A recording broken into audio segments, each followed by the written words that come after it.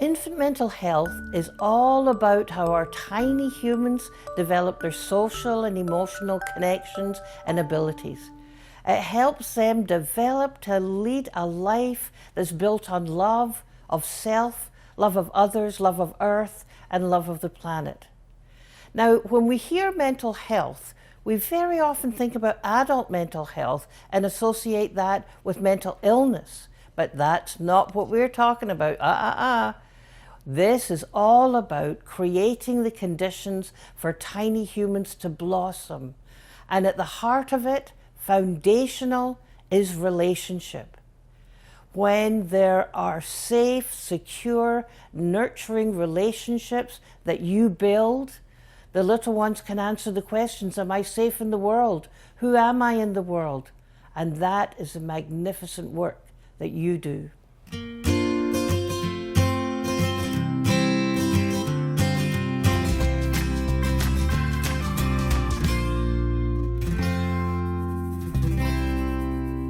Infant mental health is really the study and the practice of helping little ones develop their emotions and their social competency. It helps them form relationships with primary caregivers, with other caregivers, and really importantly, with getting along with their peers.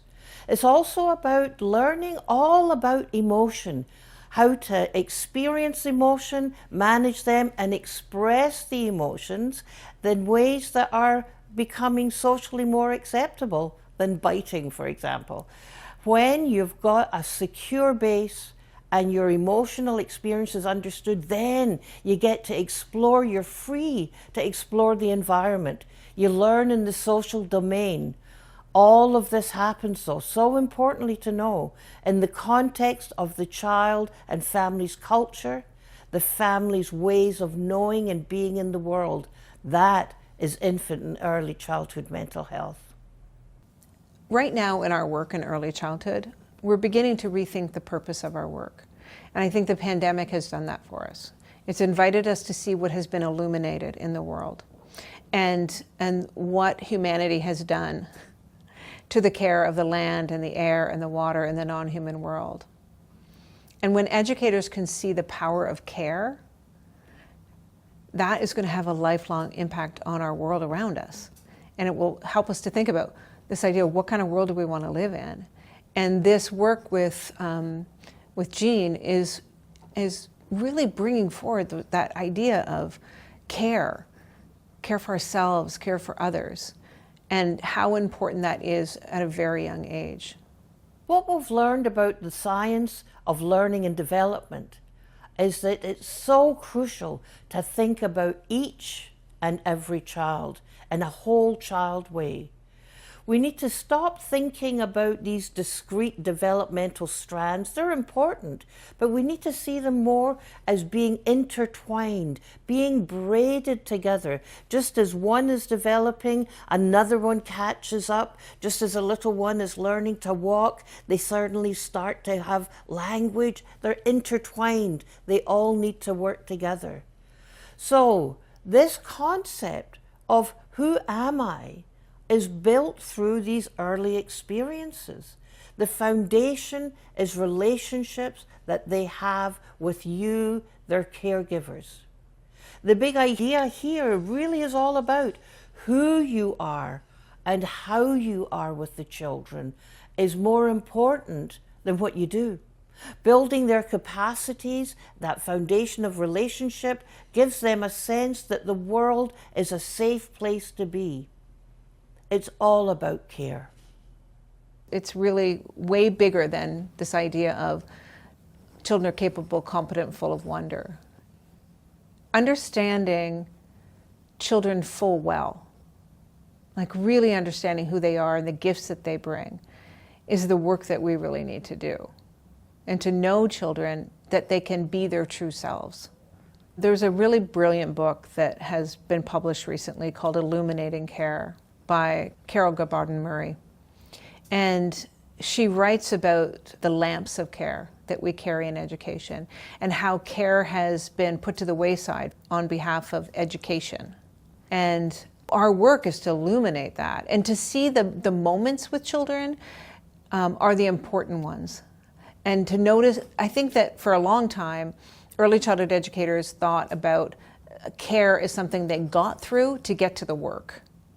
Like if I've got to move through diapers, I've got to get diapers done so that I can get to this activity. I've got to get children through this transition so I can get to this, because that's where learning happens. And I think that is a myth of early learning, is that we have to get to the activity rather than that movement through it is the care. And that's what I mean by care as curriculum. It's like those moments, those everyday moments that you have to be in eye contact, and that serve and return moments, those are gifts that we are given, not something we should rush. What has brought us together here with you is really to help you capture the key concepts, these big ideas. If they're understood well, we can raise our children up with the competencies, the abilities that they need to thrive and flourish. So we're on a journey together. We know from evidence that the kids will do really well when these concepts are understood and applied.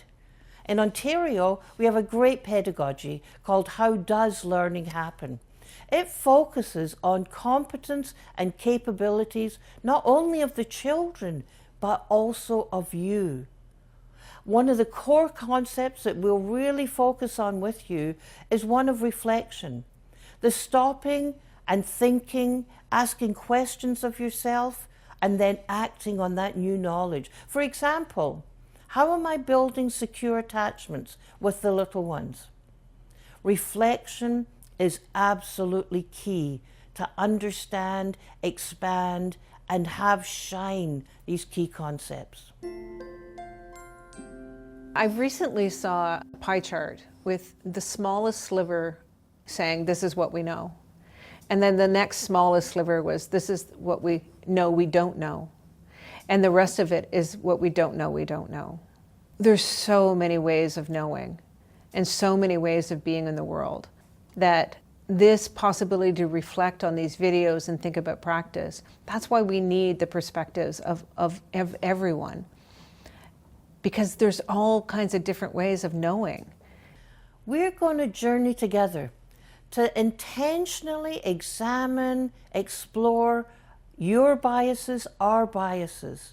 I so recognize that I am a privileged white woman in this field, this magnificent mixed sea of a world that is Canada. We have invited the voices and the contribution of experts from different perspectives, from different ways of knowing. We want to help you reflect deeply along with us on what relationships you have with yourself, with your peers, and how you're building them with each and every child so that they can truly see themselves. And they do that when they see themselves honored and reflected in your work.